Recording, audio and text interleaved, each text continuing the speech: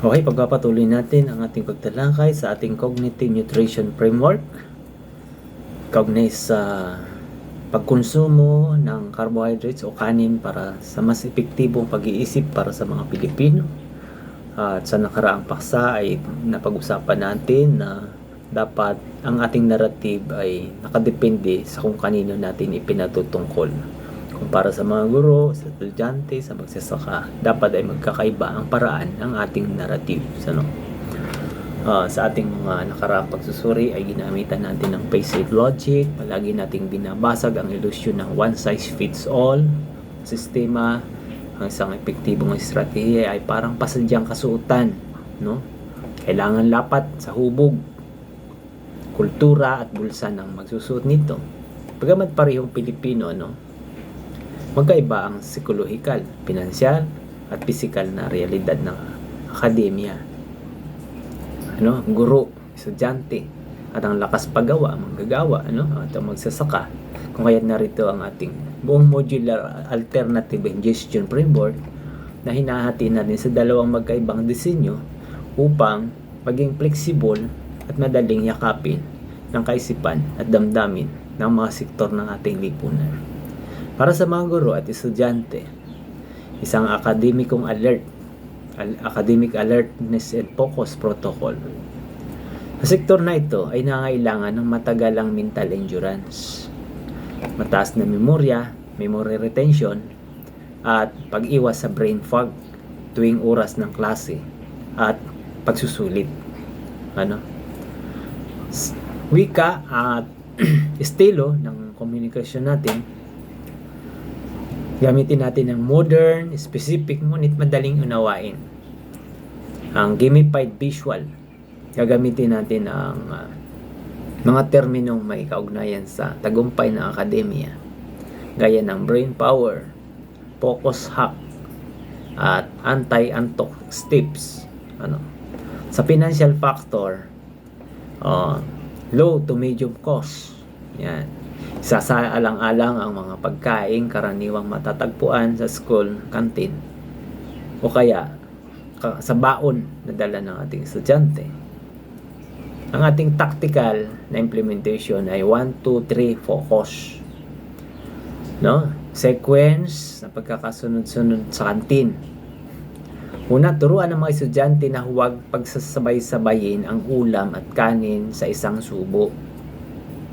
Slogan: unahin ang gulay, isunod ang ulam, ihuli ang kanin para laging gising ang isip. Ganon. O kaya naman, sa smart baon, interlocking. O may baon na isang estudyante.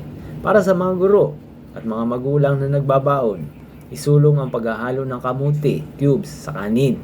Ang kamuti ay tinaguri ang brain fuel dahil sa magbagal, sa mababang glycemic index ito na nagpapanatili ng talas ng isip hanggang uwian.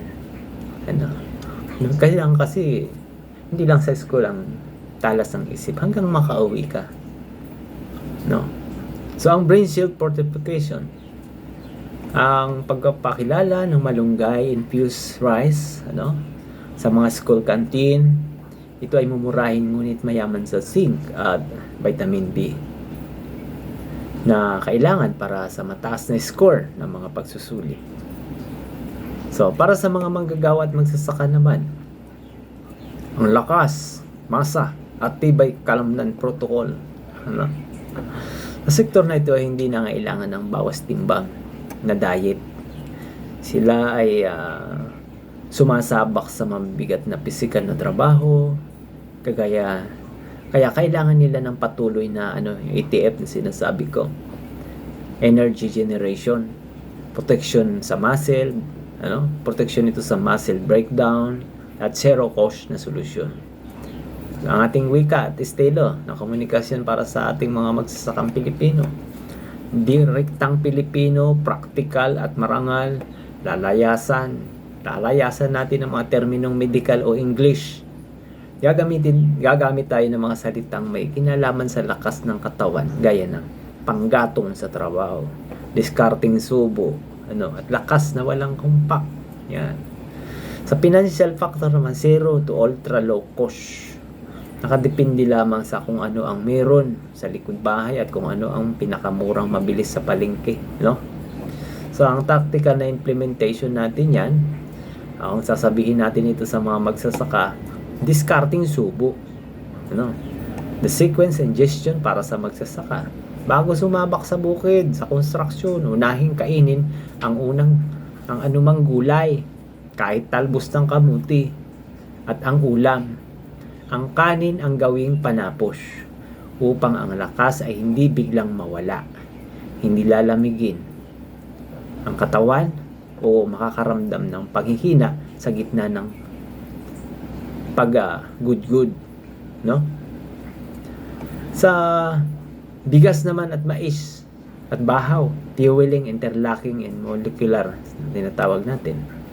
Ang pagsasabuhay ng bigas, mais, 50-50 ang ratio ng pagsasaing, ano? Pinapaunawa na ang mais ay hindi pagkain ng mahirap, no? Kundi pagkain ng matibay, pagkain ng matitibay, dahil mas matagal ito dahil mas matagal itong magbigay ng lakas sa kalamnan kaysa sa purong puting kanin, no? May mga kababayan kasi tayo na pagka nagsaing ng mais, parang ang pakiramdam ay hirap na hirap. Naghihirap na. Ano? Huwag po kayong mapadala sa mga ganong komento. Dahil yun po komento ng mga linear thinking. Ano? Sa kultura naman po ng bahaw, isulong ang pagkain ng kanin lamig, bahaw, sa umaga, na nilagyan ng kaunting langis ng niyog o di ba? Habang isinasaing. Ito ang nagiging resistance start na nagbibigay ng lakas na hindi madaling maubos sa buong maghapon ng pagsasaka o pagbubuhat. So sa umaga po pala, inire-recommenda na kung magkasaing kayo o may bahaw, ay lutuin ito na may kasamang mantika, langis ng niyog. Hindi mas mabuti yung gata. Lagyan nyo ng kaunting gata. At epektibo pala po ito sa pagkatrabaho ng ating mga magsasaka na may matalas na pag-iisip sa buong maghapon. Di ba? Marami na tayong natututuhan. Ito naman yung backyard fortification, mga kababayan. Paggamit ng malunggay mula sa sariling bakod upang ihalo sa sinaing. Ito ang kanilang magiging natural na multivitamins upang maiwasan ang pananakit ng katawan, muscle fatigue, pagkatapos ng maghapong pagtatrabaho. Kung susubukan po ninyo na lagyan ng dinurog na dahon ng malunggay ang kanin, pagsasaing, ay kahit maghapon kayo magtrabaho, ay hindi kayo makakaramdam ng pananakit ng katawan. Ano?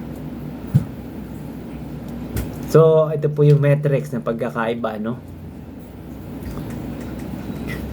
Sa parameter natin, ang ating pangunahing layunin, ang tema ng wika, pangunahing taktika at gastos sa sektor ng akademya at guro. So, dito, ang pangunahin nating layunin ay mental alertness, focus, and anti-brain fog. Then, sa tema naman ng wika, sinasabi natin dito, para sa brain power, focus, hack success, di ba? Ang pangunahing taktika natin dito, yung sequential na 1, 2, 3 na subo plus kamuti blend, ng kanin. Sa gastos ito, budgetary friendly, budget friendly, canteen accessible, Ito sa sektor naman ng paggawa, o manggagawa at magsasaka, physical na lakas, endurance, iwas pagod ang layunin nito. And then sa tema naman ng wika natin para sa kanila, lakas masa, panggatong, tibay katawan. Tapos yun naman sa pangunahing taktika natin, ang bahaw, protocol plus bigas, mais, gulay, screen. Kapag kinain mo yun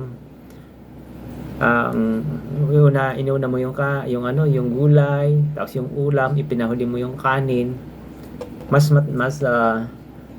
matalas ang pag-iisip mo. Kasi hindi ka magkakaroon ng brain crash. And then, siyempre, of course, zero cost, backyard resources lang, hindi magastos.